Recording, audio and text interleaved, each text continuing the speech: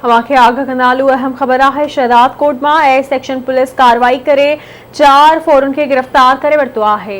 बिल्कुल नाज़रीन, जवाबदारन के कब्जे में मोटरसाइकिलों, पिस्टल और मास्टर चाबी हथ करण की दावा की वही है। गिरफ्तार थियल जवाबदारन में सज्जाद, बिलावल चांडियो और अब्दुल सत्तार लोंगाणी शामिल हैं। आगाह की पिया शहदाद कोट में ए सेक्शन पुलिस कार्रवाई करे 4 फोरू गिरफ्तार किया विया हैं और केस भी दाखिल किया वियो है।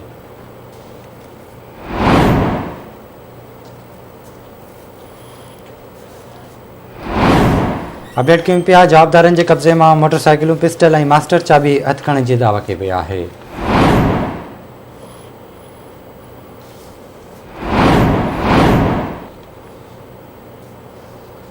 अवाखे आगाह कनालू अहम खबर है। जवाबदारन के कब्जे में मोटरसाइकिलों, पिस्टल और मास्टर चाबी हथ करण की दावा की वही है। गिरफ्तार थियल जवाबदारन में सज्जाद, नजाद, बिलावल चांडियो और अब्दुल सत्तार लोंगाणी शामिल हैं।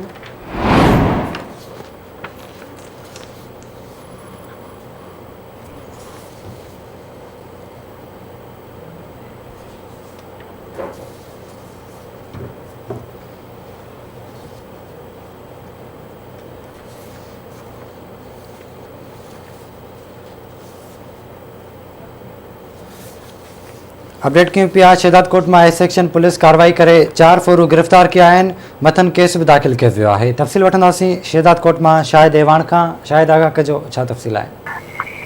जी बिल्कुल, शहदाद कोट के ए सेक्शन थाने की police SHO A section Akhtar Abro जो पंहिंजे साथियुनि जेके उनजा पुलिस एहलकार आहिनि उन्हनि सां कार्रवाई कंदे शहर भरिसां कार्रवाई करे मुख़्तलिफ़ ॾोहनि में जेके घुरबल 4 फोरू आहिनि उन्हनि खे गिरफ़्तार करे वटसि 4 पिस्टल, एक मास्टर चाबी ऐं मोटरसाइकिलूं जेके फुरथियल मोटरसाइकिलूं आहिनि जंहिंजो जेको अंग आहे उहो 8 खां वधीक ॿुधायो पियो वञे ऐं जेको ॿियो सामान आहे उहो बरामद करे जेके मोटरसाइकिलूं आहिनि उहे वारसनि जेके हवाले कयूं वियूं आहिनि। जॾहिं त जेके पुलिस आहे उहो 6 जेके ॾोहारी जेके गिरफ़्तार आहिनि उन्हनि मथां अलॻि अलॻि जेके 4 आहिनि उहे केस दाख़िल करे वरिता आहिनि।